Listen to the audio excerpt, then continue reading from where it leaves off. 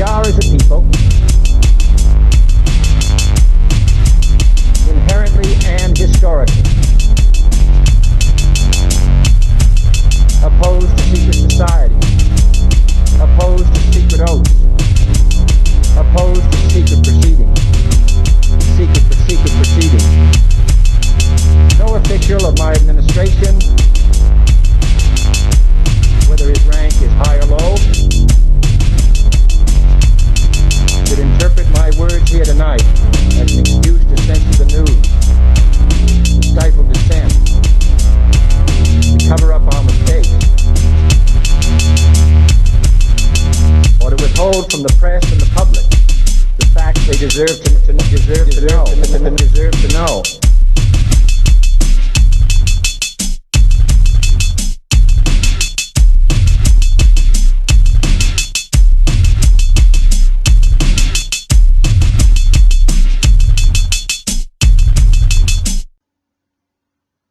What is going on, everyone? Welcome to Conspiracy Corner Podcast. This is Abe, your host.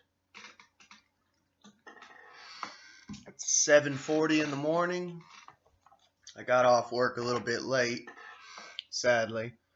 Yeah, I love it, man. My coworkers, how I always help them whenever I finish my stuff early. You know, help them pick up and everything. And I didn't leave work until like 6:30 almost because no one helped me pick up, man. I'm like, all right, cool, I'll remember that. But just a little update on what's going on. I get a day off Wednesday, and me and Sammy got a podcast planned, but we also have to get a washer and dryer out.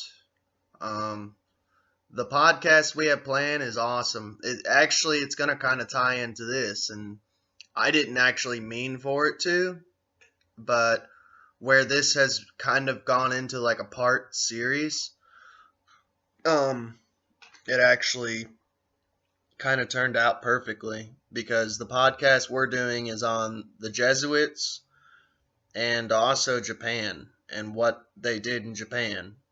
I'm not going to go into too much detail because I don't want to spoil it, but she's been researching and she finished reading this big book on it, so I'm just going to kind of interview her, but I'll kind of take the back burner and let her tell the story that she read, and it's a wicked episode, man. I already got some artwork and stuff drawn up for it and stuff like that, so it'll be cool. But today, we're actually going to be covering two secret societies. I mentioned one of them, the Order of the Golden Dawn. But we might as well just research two of them today because both of them have a similar tie, and that's Aleister Crowley. Aleister Crowley was a member of the Golden Dawn, and the Golden Dawn, I've heard from two different sources, is literally a Rothschild-created secret society. So, straight links to the Rothschilds. But this is something interesting. Like the creator of the tarot deck, actually, she was a member of the Order of the Golden Dawn. That's just a little fun fact, little side note. I might do an episode on tarot cards because I used to actually do tarot card readings professionally for a little bit. I might just do an episode on that on my fortune telling business that I ran for about a year. But yeah, and the second secret society is the O.T.O. But we'll start with the Golden Dawn first. Oh, by the way, too, like, I've touched on Crowley before. I touched on Crowley with a video, which I'll probably leave at the end of this video, so you can click on it if you want to watch it, with Crowley's connection with Led Zeppelin and stuff like that. And in Crowley's connection with, as weird as it sounds, there's a conspiracy theory that Crowley opened a portal in Loch Ness because he had a house out in Loch Ness that basically summoned the Loch Ness monster. I know it sounds crazy, but hey, this is Conspiracy Corner Podcast, man. And knowing Crowley, he was into some weird shit, man. But this is the Hermetic Order of the Golden Dawn. Britain's preeminent secret society is perhaps the best known secret society of the late 19th century. The Hermetic Order of the Golden Dawn was the brainchild of Dr. William Wynne Westcott, a London coroner, Dr. William Robert Woodman, a retired physician, and Samuel Little McGregor Mathers. By the way, that first dude's a coroner. That's a little sketchy and creepy. I'm not saying anything. I'm just saying my mind goes automatically to what the fuck. All three were Freemasons and leading members of the Rosicrucian order, Societas Rosicruciana in Anglia, or Socroc, or Socroc, however you want to pronounce it. It's S-O-C-R-O-C. In 1887, Dr. Westcott claimed he had come into possession of a strange manuscript known as the Cipher Manuscript, written in code. Oh, by the way, I don't think I mentioned it yet, but check out the last 2 episodes of Conspiracy Corner Podcast, because this is kind of a series. We're on like part 3 pretty much. So, let's see. In 1887, Dr. Westcott claimed he had come into possession with a strange manuscript, known as the Cipher Manuscript, written in code. One version of the story claims he found the manuscript in a bookstore. Another says he obtained it from a Freemason, Reverend A. Woodford. When he decrypted the document, he discovered the rituals of a secret occult society called the Golden Dawn. Westcott recruited his 2 partners, and together they established their own version of the Golden Dawn. Mathers, an occultist, worked out new rituals for the group, borrowing liberally from the tarot, astrology, Kabbalah, spellcasting, alchemy, and Eastern mysticism. Oh, by the way, I have to correct myself. The member of the Golden Dawn that she didn't create the tarot. I phrased that wrong. She made the Waite Rider version of the tarot. So, I'm sorry about that. I didn't think about it. The tarot, no one actually knows the origin of the tarot. It's been disputed. It's kind of like Freemasonry. It's kind of shrouded in mystery. But yeah, she made the Waite Rider deck, the most common deck of tarot cards. The classic deck. Eastern mysticism. Okay, let me start that sentence back over. I'm sorry about that. Mathers, an occultist, worked out new rituals for the group, borrowing liberally from tarot, astrology, Kabbalah, spellcasting, alchemy, Eastern mysticism, the Egyptian Book of the Dead, and Hermeticism, a philosophy that teaches there is a transcendent God in a universe filled with angels and mythic beings. Westcott and Mathers based the 3-order hierarchical structure of the new society of the Socroc, which also featured 3 orders: the Outer Order, the Second Order, and the Third Order, which existed beyond the physical dimension in a place called the astral plane. Golden Dawn's broad esoteric and occult foundations had widespread appeal. By 1891, the group had more than 100 disciples, men and women, attending 4 temples in Great Britain: London, Bradford, Weston-super-Mare, and Edinburgh. Its members included Freemasons, Rosicrucians, and people knowledgeable in occult history and rituals, mythology, and more. Mathers continued tinkering and expanding his work to include new rituals and spells for the group's benefit.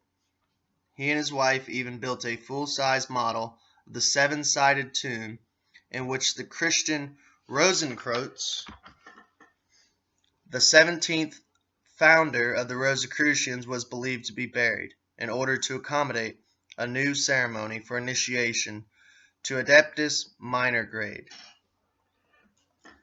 So let's see, we got famous members of the Golden Dawn. Alan Bennett. He was a British chemist and traveler who introduced Buddhism to the Western world. Aleister Crowley, of course, from 1875 to 1947.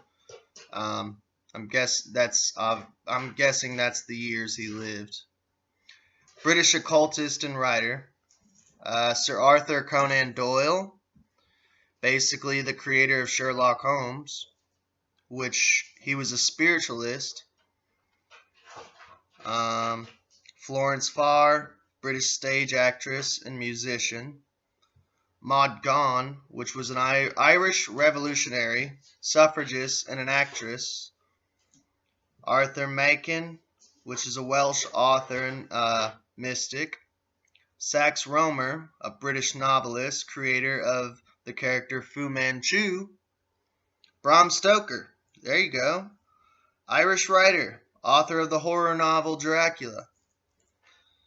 W.B. Yeats, which is an Irish poet, dramatized winner of the Nobel Prize in Literature. In 1923, he received that. So there's some famous members of the Golden Dawn. Anyone who's usually elite or high up there, or, in general, famous or wealthy, they're usually a member of some form of society. You don't get there just by luck,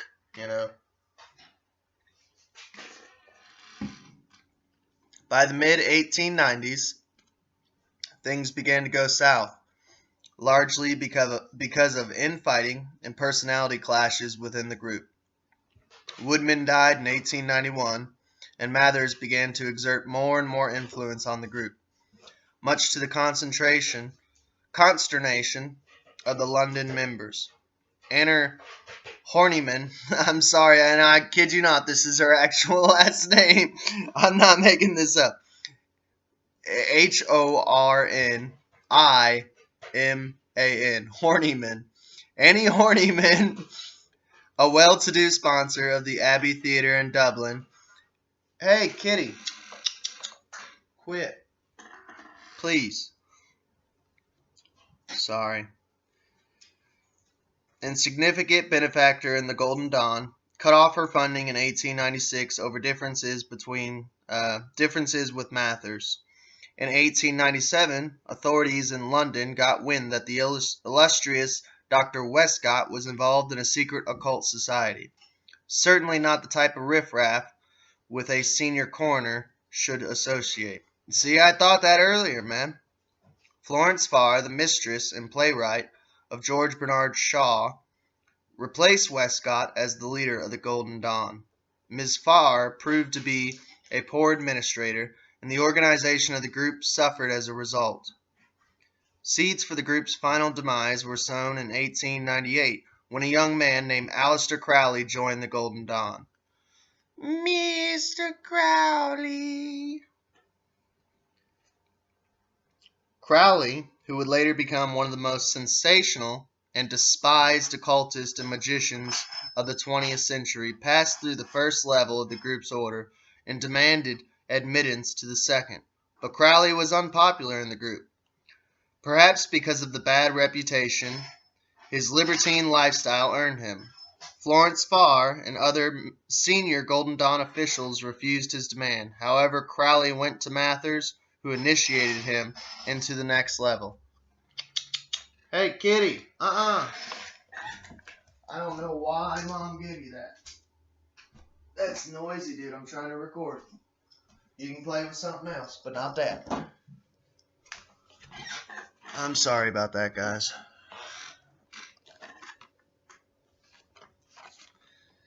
The incident broadened the rift the London members and Mathers to further inflame the situation. Crowley and Mathers had a falling out. The two men began casting spells on each other and allegedly sending demons and vampires to attack the other. This was too much for the London group. Both men were expelled from the society. By the way, how crazy is that they had literally like a magician battle between each other, like Gandalf and Saruman or something. I don't know. That's just like something you'd read out of like a fantasy, you know, uh, book or something. It's like Harry Potter shit, dude.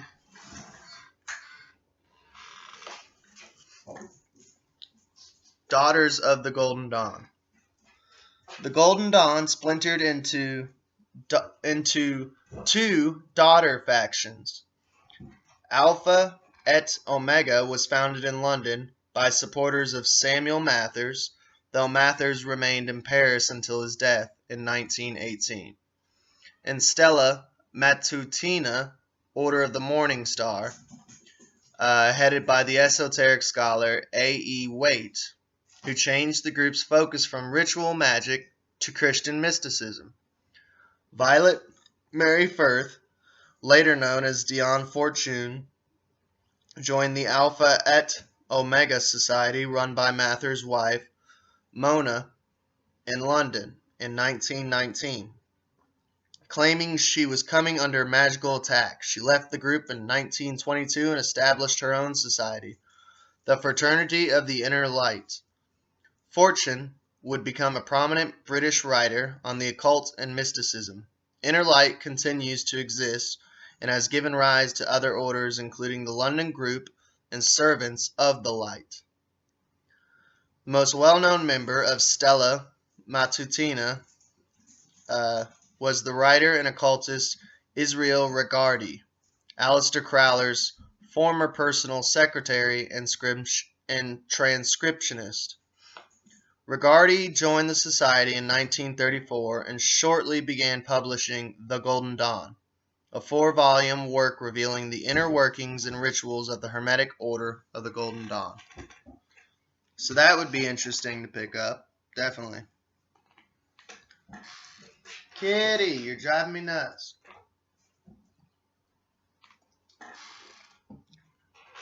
So we spoke about the cipher manuscripts. Here's a little bit more info on it. The founding documents of the original Golden Dawn are known as the cipher manuscript. The documents are written in English using Trithemius cipher developed in the early 16th century. The manuscript details the instructions for rituals of the Golden Dawn. Kenneth Mackenzie, a Masonic scholar who worked on the founding documents of the SOCROC, was the probable author of the document. A work passed down from Mackenzie to one A. Woodford, a career soldier and writer-researcher on Freemasonry. The documents failed to impress Woodford, and in 1886 he passed them to Dr. William Westcott, who managed to decode the manuscript in 1887. Westcott then enlisted the aid of Samuel Little MacGregor Mathers to expand the rituals for the establishment of the Second Order, the Hermetic Order of the Golden Dawn.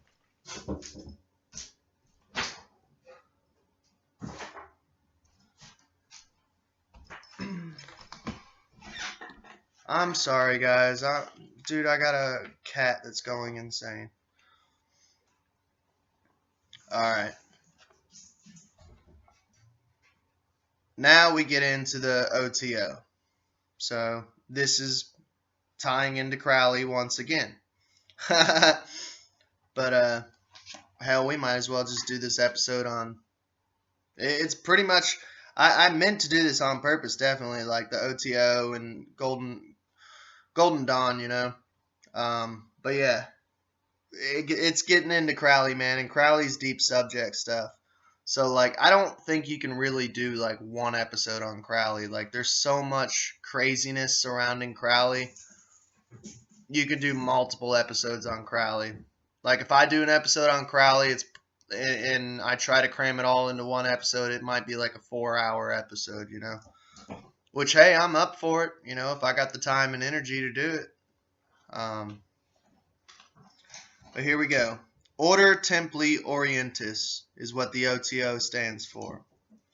At the end of the 19th century, a wealthy Austrian paper chemist named Karl Kellner set out to make the branch of Freemasonry known as the Rite of Memphis Mizraim the largest Masonic branch in the world. Members of the group practiced mysticism, the secret rituals that would allow humans to ascend to higher planes of consciousness. Kellner was a student of the occult and a member of the Hermetic Brotherhood of Light, a society founded in the United States. He paired with the like-minded German journalist and former opera singer Theodor Reuss, who also had a penchant for unorthodox, esoteric groups. The goal of the two men was to create an Academia Masonica that would consolidate the various branches of Freemasonry, bringing all its esoteric philosophies under one roof. Reuss, along with Franz Hartmann and Henry Klein, got a charter from the leader of the Memphis Mizraim in 1902.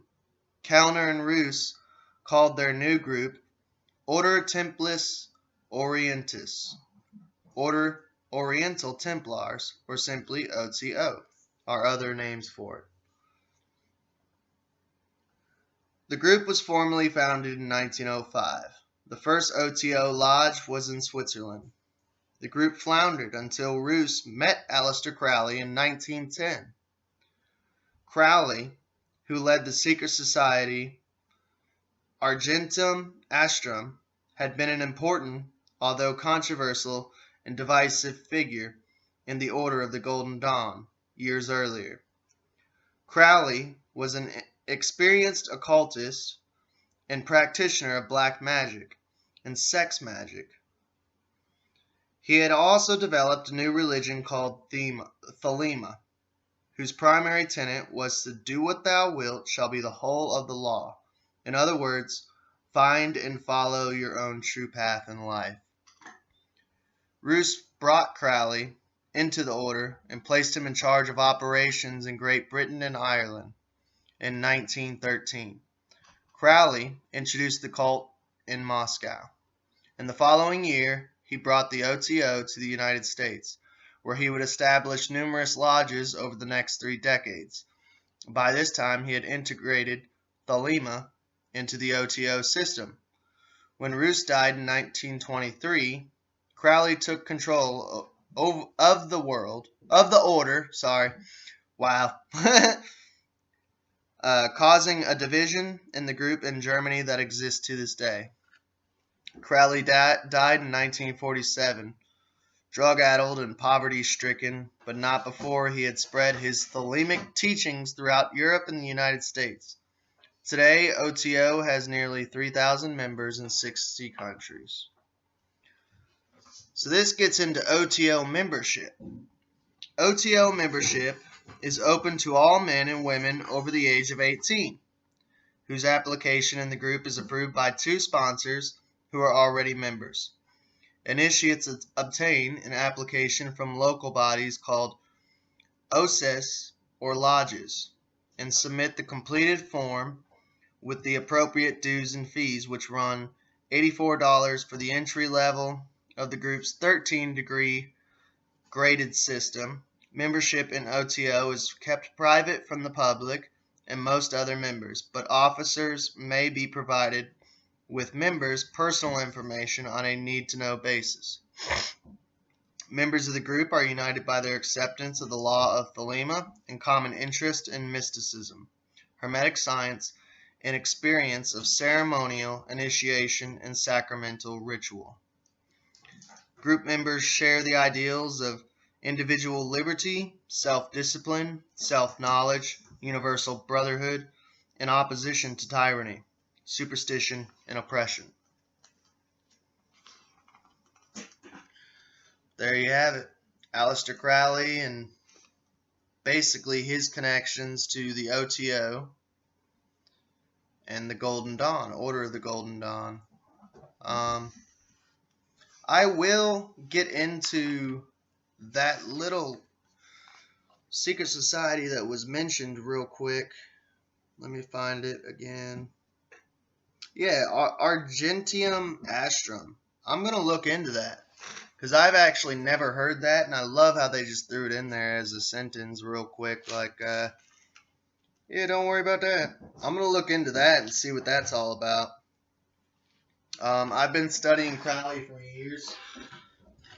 He's honestly, it's hard to, like, I mean, it's not hard to, but it's kind of hard to remember it all because his life is so insane. I don't know if you guys have ever researched Crowley, but it's crazy. So I would definitely like to get deeper into Crowley. I have one of his books here, the Book of Thoth, which I plan on reading one of these days, and hell, I might do it as like a podcast series.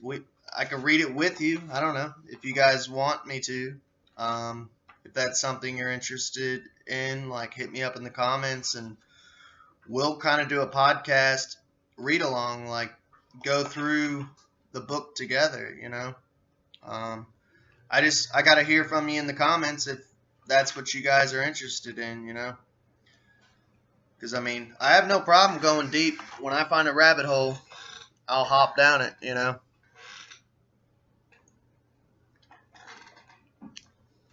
That's all I got right now for as far as secret society stuff.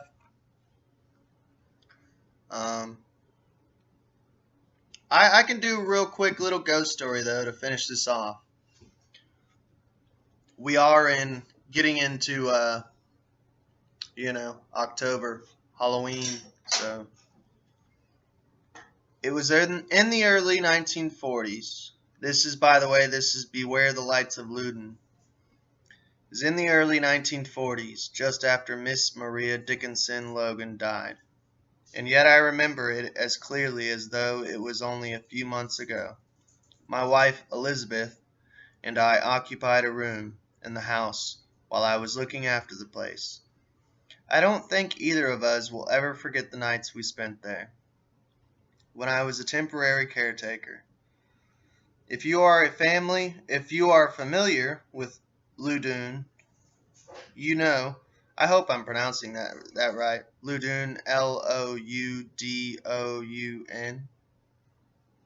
Loudon. Loudon? I don't know.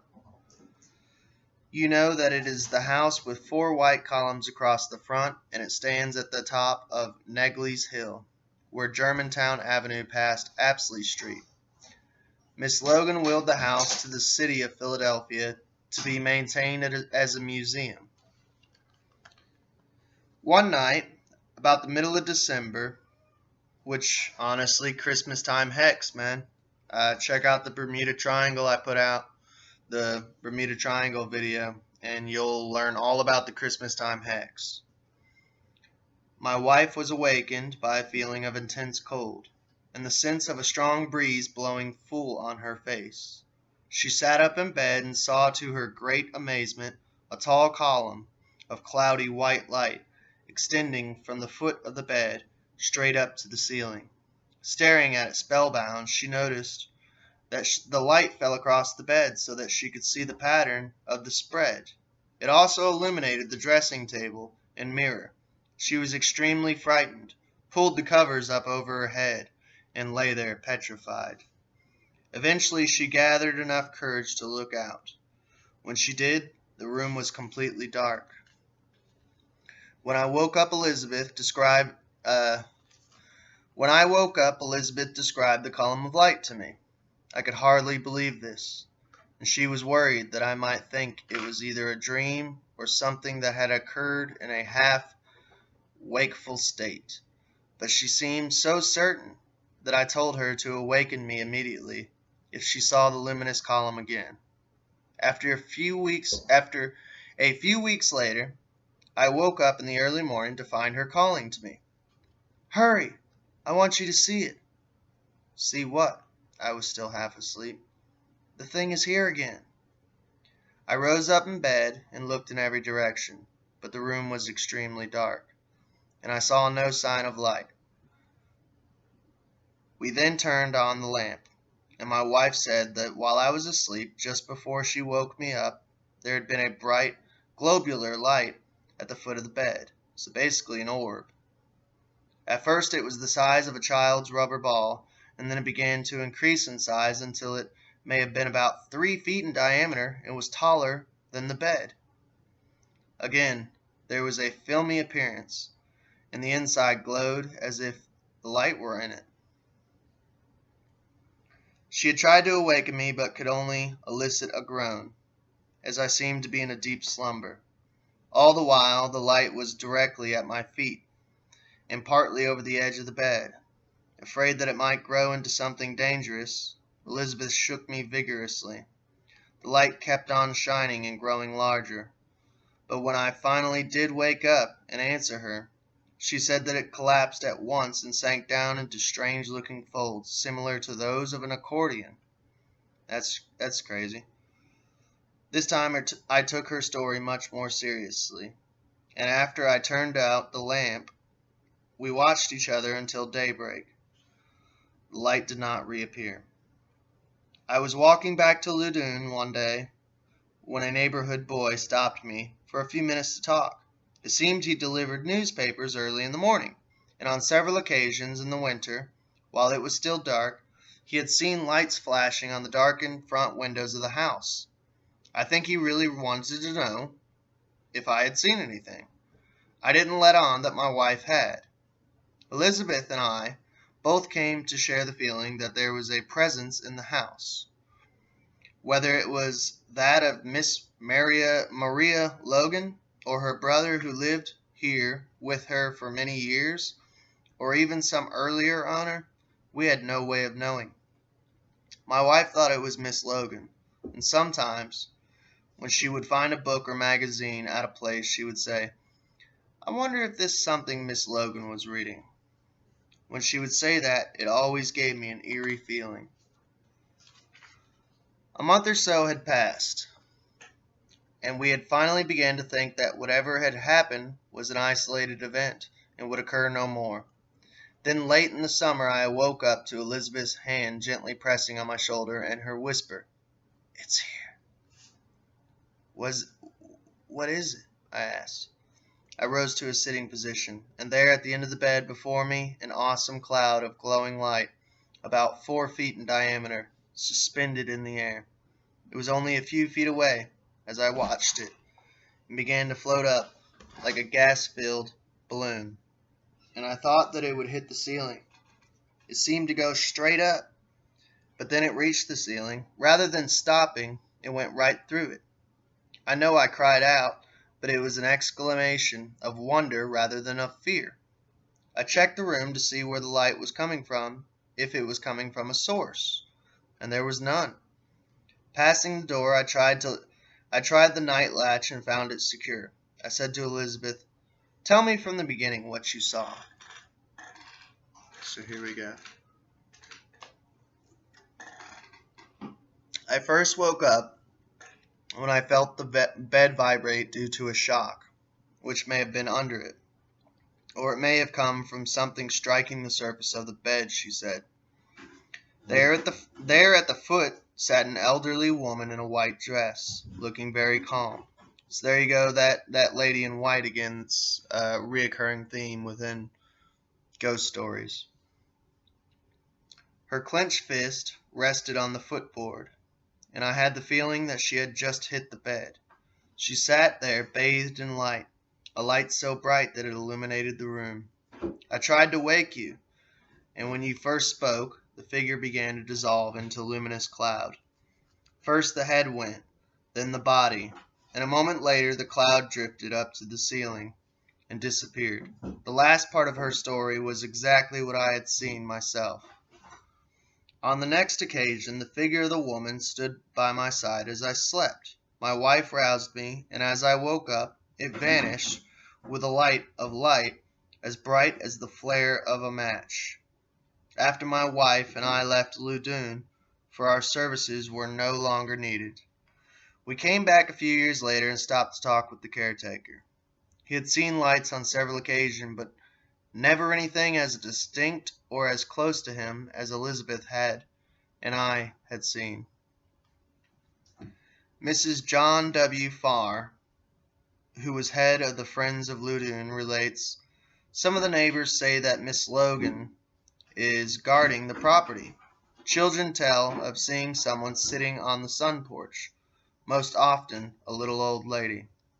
And I must say a number of things have happened from which there are no explanations. On one occasion, Mrs. Farr, committee's members arranged some heirloom plates in a china closet in Loudoun House. Returning several days later to continue their work, they found that there were no plates in the china closet. The plates eventually turned up on such a high shelf that it took a ladder to reach them. Wow. Let's talk about paranormal, man.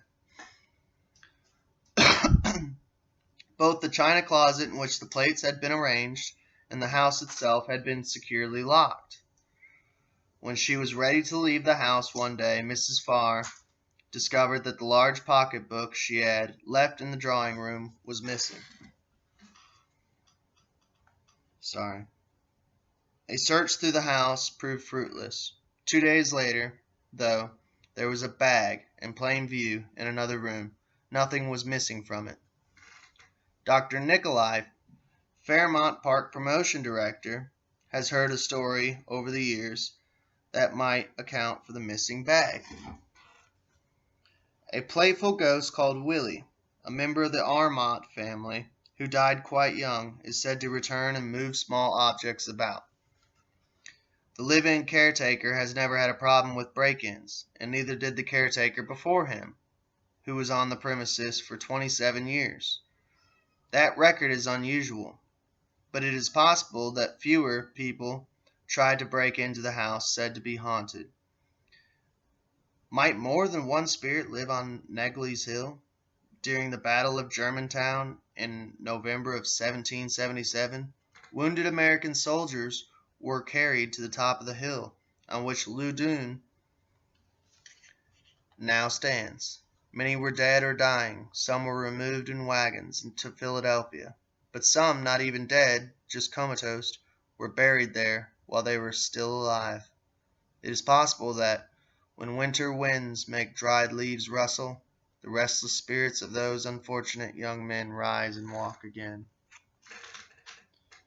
There you go.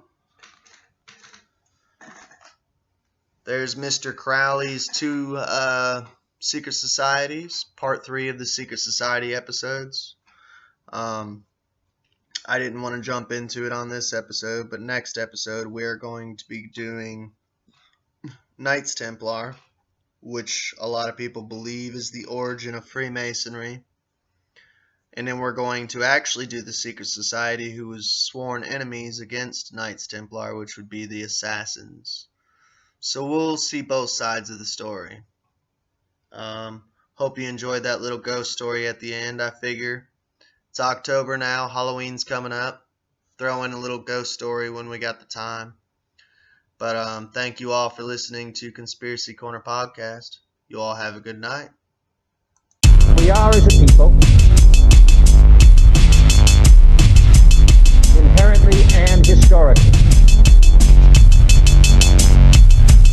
opposed to secret society, opposed to secret oaths, opposed to secret proceedings, secret proceedings. No official of my administration, whether his rank is high or low, should interpret my words here tonight as an excuse to censor the news, to stifle dissent, to cover up our mistakes,